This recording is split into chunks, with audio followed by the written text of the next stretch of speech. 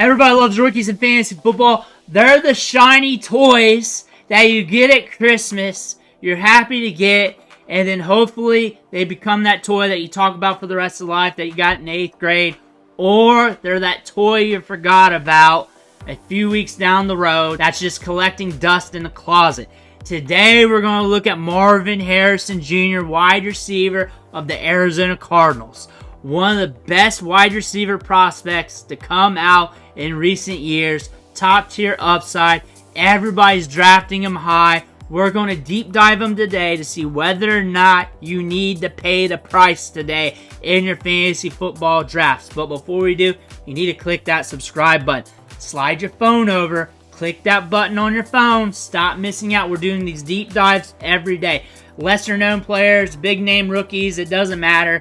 In season, it's with the waiver wire, top tier waiver wire prospects, guys climbing, falling down the depth chart, situations. We do this all the time. We'll help you with the waiver wire. We'll help you set your lineups, all with these videos. Click that button. Stop missing out. Marvin Harrison Jr., believe it or not, was a little bit down the rankings for 24/7 Sports. Kind of a little bit of an afterthought here. Still decently recruited, but not as highly recruited as you thought. 18 offers. Usually the amount of offers, 30 or more good. Around 40s or so is around elite. 18's okay. It's good.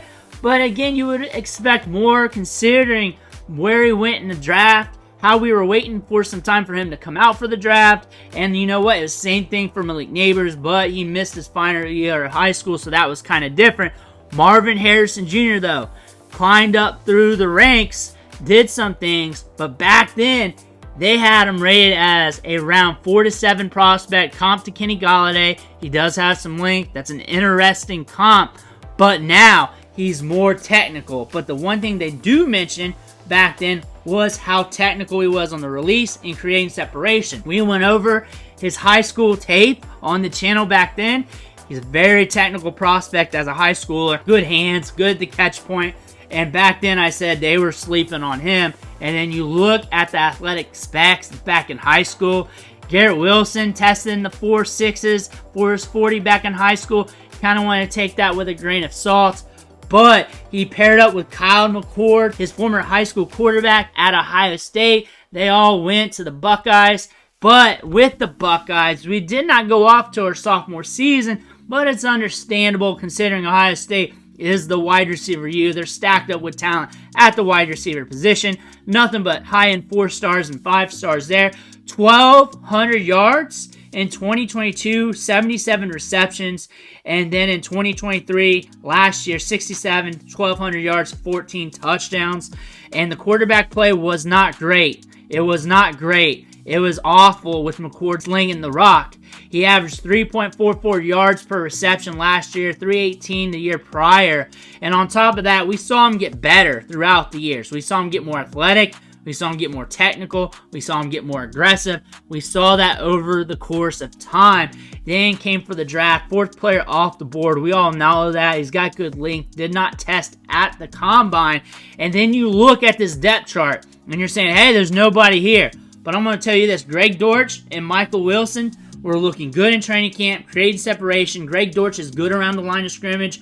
Michael Wilson is a good separator, good at selling his routes, being quick, being nuanced. Michael Wilson might be an option that you're plucking off waivers this year. Marvin Harrison Jr., though, should still be soaking up targets, should still be getting a lot of opportunities here, but Trey McBride might be the X factor. He should be seeing around a 20% target share. Kyler Murray targets the tight ends a lot. Trey McBride is a very good tight end prospect. He proved that last year. Should only get better going forward. Marquise Hollywood Browns, of course, with the Chiefs right now. 101 targets gone. A lot of that should be going to Marvin Harrison Jr. Usually when targets leave, it kind of disperses out. But we got an alpha wide receiver here that should soak up a lot of these targets. Michael Wilson was on the field about 75 to 80% of the pass attempts, running routes, a good route participation rate. He should be on the field. Rondale Moore is gone. A lot of that workload is going to go to Greg Dortch. Greg Dortch is very efficient, and he has a few weeks every year where he goes off, and you're chasing him off the waiver wire. You're probably going to chase him and Wilson off the waiver wire sometime during the season, but it's still going to be the Marvin Harrison Jr. show. But you got to ask yourself, is there enough upside here in this offense, and with him being a rookie, and is there going to be a rookie ramp up even, or is he going to come up out of the gates going off like a veteran, like a top tier veteran where he's being drafted at here, back in first round, second round pick? Is he going to be worth the cost here? Is he going to give you the return on investment, or is he going to give you the return on investment like a third or fourth round pick? Is this necessary? Do you want to do something different at this point of the draft? Because there's a lot of options. Marvin Harrison Jr. does have the upside of a Jamar Chase, CeeDee Lamb, Amon-Ra St. Brown, Justin Jefferson. He has that upside. He's also a rookie. There's other options in this offense. We got a tight end here that's going to soak up target share, and that's going to be interesting for his amount of targets, but it may not even matter. He may be one of the most targeted wide receivers in the National Football League. He's looking good in training camp. He looked good in minicamp OTAs as well. He looked good in preseason. He's got long length. He's a technical route runner, strong at the catch point, everything you want. Kyler Murray loves him, and the fact that drafters don't care, and he's rising even as we get closer to the NFL season, indicates that people are willing to make this bet. Are you willing to make that bet after knowing all that? And the Cardinals are one of the most fast-paced teams in the NFL. They run a lot of plays. Not much time is being wasted between snaps. That's a lot of opportunity. They throw the ball a good bit. They do run it a little bit, but not too much to where it's a concern. I think this is a great offense for a guy like Marvin Harrison Jr., but you don't want him because he's too expensive. He's a very expensive rookie wide receiver with other options on the board. You can go running back in that area. You can get another wide receiver, but you want him because you're all in. You see the upside. You know he's good. You've been watching him. Maybe you're a Buckeye fan. Maybe you're just all in. You think he's a generational talent, and you know that's going to hit early and often. When it comes to rookie wide receivers, usually expect a ramp up. Usually expect them to hit sometime middle of the season during the rookie season, if not during their second year.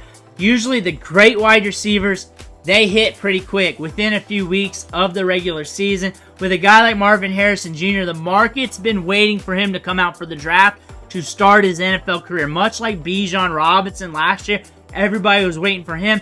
Everybody's been waiting for Marvin Harrison Jr. for quite some time now, for the last 2-3 years. Now he's here. It looks like he's in a good offense. Looks like there's a lot of opportunity, but still rookies will do rookie things, and that's just part of the game. Are you willing to make that investment? It's pretty cut and dry with Marvin Harrison Jr. It's just whether you want to play that game or not. Let me know what you think in the comments below. Make sure to hit that subscribe button on the way out. I want to thank you for watching. Catch you on the next video.